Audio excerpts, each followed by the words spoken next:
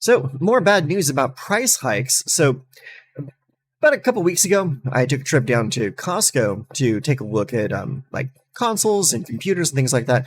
And I took a look at the PlayStation 5s, and I was shocked when I noticed that the price of the PS5 that they had there was like almost $900.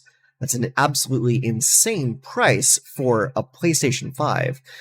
A console that came out several years ago at this point, and I was trying to figure out why it was so expensive. Like, I noticed that it came with a couple of controllers. I wonder if this was like just a special price for a bundle. Why was it so expensive? And so then I started looking online, and I found out that it was not just a Costco bundle. That's the prices of PS5s going right now. So according to this right here, the PlayStation.blog, this was posted March 27th. So this is a little bit of old news, but this is new to me, so I wanted to talk about this. New price changes for PS5, PS5 Pro, and PlayStation Portal Remote Player. So we scroll down here. We're showing prices effective starting April 2nd. So these are prices effective as of 10 days ago.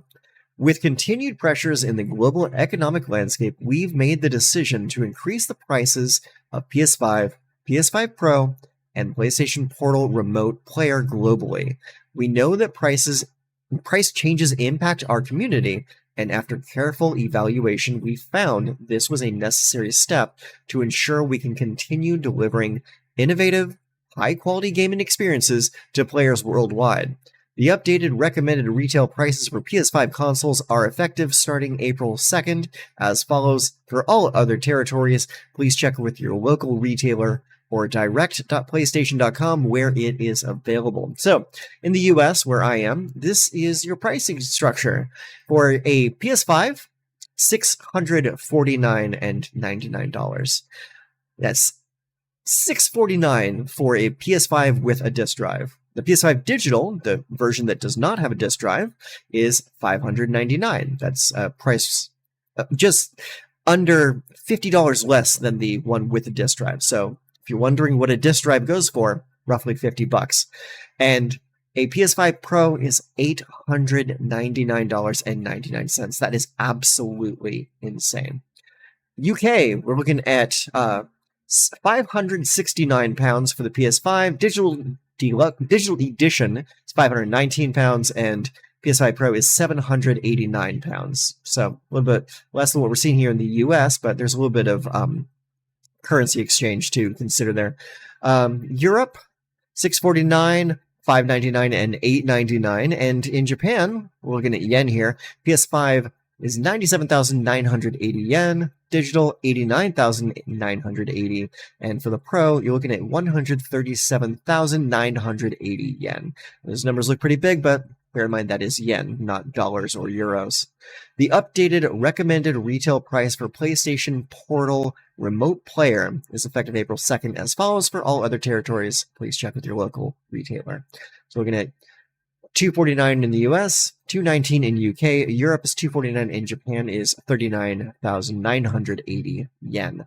That is really, really crazy. So here's the thing with me in particular is I'm still operating off of PS4. I never bothered to upgrade to the PS5 because I really didn't have a need to. And at this point, with prices the way they are right now, I don't think I could really stomach buying a PS5 at this point. I think I'm probably just going to have to wait until the PS6 launches, which I believe is being developed as we speak.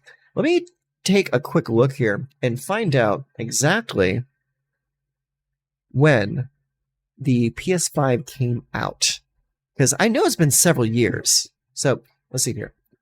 Let's go PS5 launch date. Okay, yeah. The PlayStation 5 was officially released November 12, 2020. So that was 6 years ago. Well, almost 6 years ago. We're in 2026 right now. First half. So about 5.5 years ago, the PlayStation 5 was officially released. So that is an insane asking cost for a 5-year-old console. Who is going to be paying that? I really don't think we're going to have a really huge adoption rate for PS5s at this price point.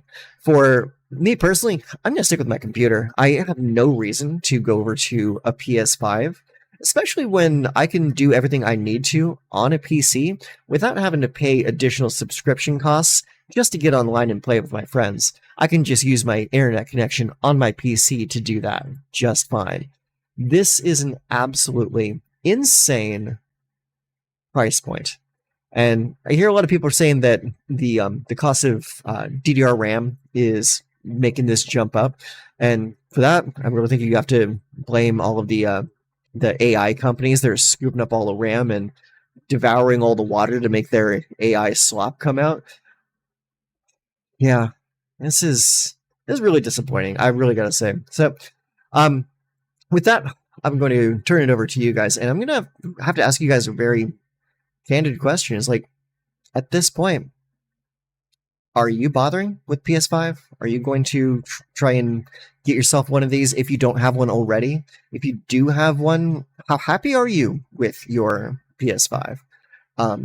It's like I said earlier, I never bothered to upgrade from the PS4 to the PS5 because I didn't really have a need to, because I can do everything I need to on my PC. And granted, prices are going up for a lot of things everywhere. The prices of gas is insane. The price of RAM is crazy. The price of getting a new computer, not cheap. I mean, the Steam machine is on the way, and that one's probably going to cost around $1,200 for just a base form, because it's not like a console. It's like console adjacent, kind of like a console PC hybrid. But yeah, that's pretty much my question to you. Is like, are you going to buy into this? Would you recommend a PS5 to one of your friends? Because at this rate, I certainly wouldn't. Anyways, that's me for today. You guys take care of yourself.